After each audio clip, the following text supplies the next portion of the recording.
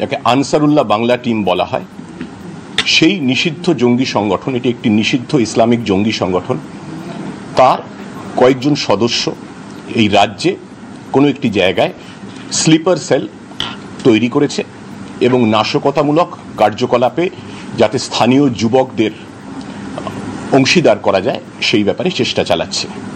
এই ইনপুটটার ওপর রাজ্য পুলিশের এসটিএফ কাজ করছিল। দিন তিনেক আগে আমাদের কাছে আসাম পুলিশের তরফে এসটিএফ এর সঙ্গে যোগাযোগ করা হয়।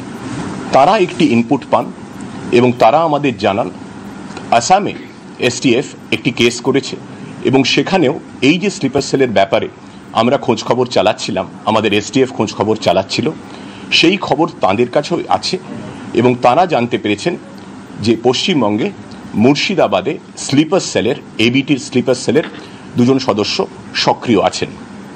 এই খবর পাওয়ার পরে গত 18 তারিখ সকালবেলা রাজ্য পুলিশের এসটিএফ এবং আসাম পুলিশের যৌথ একটি টিম মুর্শিদাবাদের হরিহরপাড়ায় রেড করে দুজনকে গ্রেফতার করে।